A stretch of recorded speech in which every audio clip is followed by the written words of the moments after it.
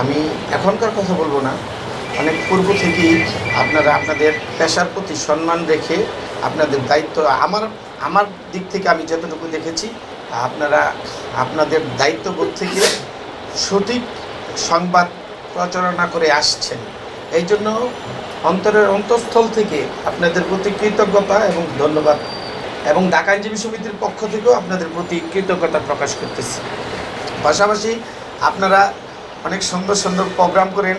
আমি ক্ষুদ্র মানুষ, প্রোগ্রামে আপনারা আমাকে ইনভাইট করেন, সেই জন্য আপনাদের প্রতি কৃতজ্ঞতা প্রকাশ করতেছি। এবং আমি নিজে উপস্থিত হওয়ার চেষ্টা করি, ইনশাল্লাহ সবসময় থাকার চেষ্টা করি, থাকি, এবং সামনেও যদি আপনারা এইরকম সুন্দর প্রোগ্রাম ধারাবাহিকভাবে আপনাদের হবে, আপনাদের পাশে ইতিপূর্ব ছিলাম, সামনেও থাকবো। যে আপনারা ন্যায় নীতিভাবে যেইটা প্রচারণা হওয়া উচিত আপনারা সময় শ্রম দিয়ে ওইটা ধারণ করবেন। সেই জন্য আল্লাহ পাকি আপনাদের রহমত করবে এবং আল্লাহ পাকি আপনাদের বরকত দান করবে। একজন মানুষ হিসাবে আপনাদের প্রতি দোয়া এবং ধন্যবাদ জ্ঞাপন করে বিদায় নিচ্ছি। আসসালামু আলাইকুম।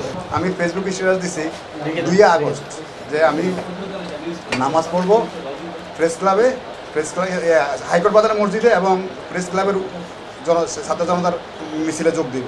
আমার কাছে ডাউট হলো যে আমি যদি প্রেস ক্লাবে নামাজ পড়ি তাহলে তো ফেসবুকে ফ্ল্যাশ হয়ে গেছে, আমাকে কেউ অ্যাটাক করতে পারে। আমি নামাজ পড়ছি বাইতুল মোকাররমে নামাজ, ফরজ নামাজটা পড়ে আমি বের হয়েছি। বের হওয়ার পরে আমার দেখা মতো ওই বাইতুল মোকাররমে এত লক্ষ পুলিশ আমি আর কখনো দেখিনি। আসছি, আসার পরে কোনো লোক নাই। আমাদের সাথে আমাদের লয়ার আছে সায়েম, ওরে রিক্সা নিয়ে ঘুরতেছি, দেখি যে আনোয়ার শিল্পকলার সামনে ও একা দাঁড়ায় রয়েছে। তুই এখানে কী করস? সবাই লোকজন সরাসিটাই আছে, আমরা তো তার সময় চলে যাবো। এই যে একটা স্পিড, এই যে একটা কষ্ট অনেকেই করছে, কিন্তু আগ্রহ নিয়ে খুব কম লোক করছে।